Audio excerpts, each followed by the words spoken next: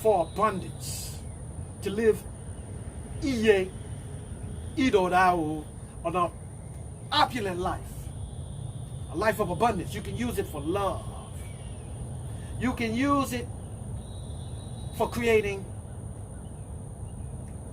tranquility and confidence, self-confidence. You can use it to peace out your community when there's drama in the neighborhood and you don't feel safe. You can use it to create an outlying energy of black power and success in your neighborhood, in the hood, in your nation. Start small, but it can grow big. You can use it for all types of things. Close your eyes. Steady your breathing.